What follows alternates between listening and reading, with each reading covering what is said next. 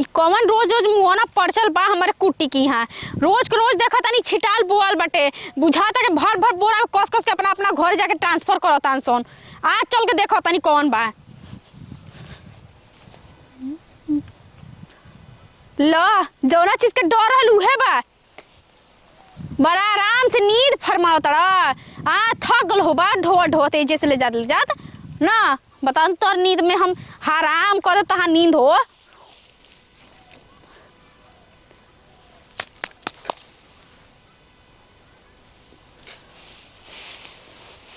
थक गईला हो मीठा पानी ले आई पिए के थक गल हो पियास लागल होई ऐसे आराम करत रह न तोहरा का हो गेल बा हमरा का भइल बा काहे परेशान बड़ू हम परेशान बनी के बा ए रोज रोज रोज रोज हमार रोज रोज ले जातला उठा उठा के आज तो पकड़ाई गेलो न का तार उठा उठा के लेके जात कुटी हम तो रोज कहता नहीं हां काहे छीटाल बटे कुलहेने से होने तकले अच्छा हमरा कुकुर समझ ले बड़ू का कुकुर कि दोनों अचार गोड़ लगा के कोड़त हई खूब ना बोरा में पैक करत रहला ना तो बोरा में पैक करे में छिटाइल बा सोचले कैसे लप लप भर के जल्दी जल्दी ट्रांसफर कर ले आई अपना घरे ना भगलू वैसे तो खाता में इतना बक ससुर ट्रांसफर करे में सोचे का पड़ता तार कुटी हम ट्रांसफर कर चलो अच्छा अच्छा अच्छा पैसा इतना खत्म बा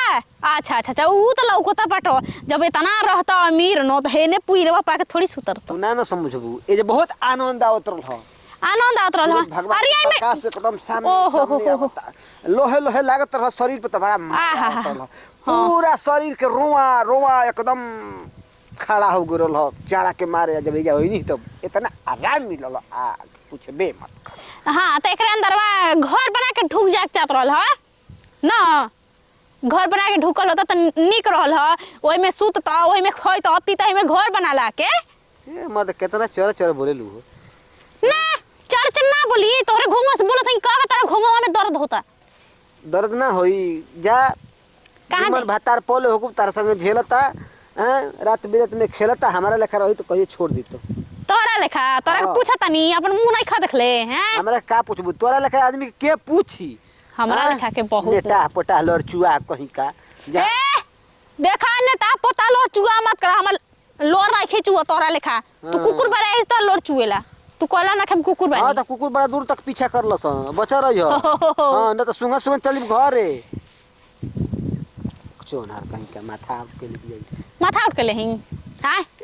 कैसे सो रहल हो केकरा से पूछ के यहां सो रहल हो अरे मैं पूछे वाला कौन सा जरा तार बेड हका के ही परेस्ट कर हमार बेड हई ठीक बा हमार घर हो हमारी बेड हो ए जे सुतेलू ए जे सुती ना गांव से पहले ए जे सुहागरात मनल होई ना बोलो अब का सोचत तो संकोचत तो मना रहे अरे के दोनों बेरा एकर पूजा भइल कि नींबू खरबूजा भइल आए हाय तोरा घर के बारे का हां के हमार कुछ लगेलो हां लागी ना का लगलो अरे ई मत दे हां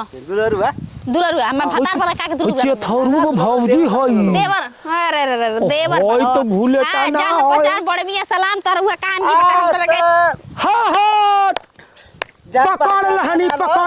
पकड़ लहनी जान पहचान बनावला रहू त काम में आई हां जनते बड़ो सरलो धतुरा काम आवेला गांव घर के बहुत बढ़िया बात कल है जान पहचान बना आज रंग हाथे पकड़ लेनी चल के तोरा भतार से कहतनी का रे का कहबे का सुना गोलेटन भैया रे रंग हाथे पकड़ ले वाली में बने बड़े उरुआ लखा ई त सारा दत खोपड़ा लड़चुआ हट और तो चिहाल लग आ तोरा दूसरा के चुली में झाके अपन चुली में झाका ना क्वेश्चन में चुलिया हम का कहता नहीं तो ये जाके बड़ा पकड़ लेनी माने उल्टा चोर कोतवाल के डांटे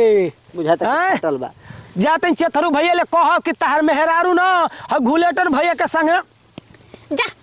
जा कह दो जा डर नहीं खेल आइस बाइस खेलतिया चोरी नहीं खेल तो डर का हमनी के कुछ कइले ही नहीं खिजे त डराइब काहे ए त हम देखले हई न हो कैसे देखल हो बतियाव त देखनी हो बतियावेला त भगवान मुंह देले बनन काहे खातिर चुपचाप गुंग बन के रहे खातिर कि बतिया ही खातिर अबे रंग हाथे पकड़वा दे तनी फोन लगाव तनी लगाओ ना फोन डर लगता का आ सुना पहले 1 मिनट बात सुना का बात तू फोन लगाई हो हां बोला हमार रोज रोज कुट्टी चोरी होता अच्छा ठीक बा पूरा मॉल छिटाल रहता हम कहतनी के करी खेला बा हम आईनी देखे आज के चलब देखी कौन आवता रोज रोज देखनी त जे सुतर रहला नहीं तो हम कहनी कि ये चोरा के ले जात तड़न तो हमको पूछा था नहीं तो हम नहीं खिले जात तो बुझा था कि तू चोरा के ले जालो। हाँ मैंने फरन पर पकड़ लगी तो खेला मेला करत तड़ू अरे भैंसा गाय खेला मेला करत तड़ू खटाल पर मल दूध टाल लगावेला तार भैंस बा हां गायो बा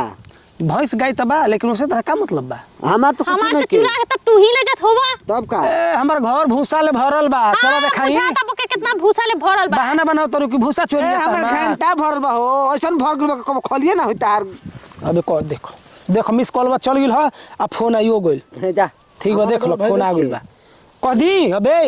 जा कह दा डर लगिल बा कह मोदी डेरा हाथ नहीं खस काहे के लागो चोरी के ले तनो। बनी का के डराई जा कि सोचो में कोनो बात नहीं खे का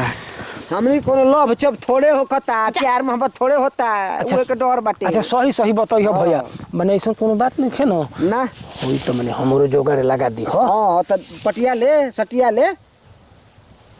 का नाम का फुसुर फुसुर का पूछो ना ताकि तन की जोगाड़ ओगड़ बात तनी हमरो के टाका भेजवा इसो फसल हमारा के अब का करी टाका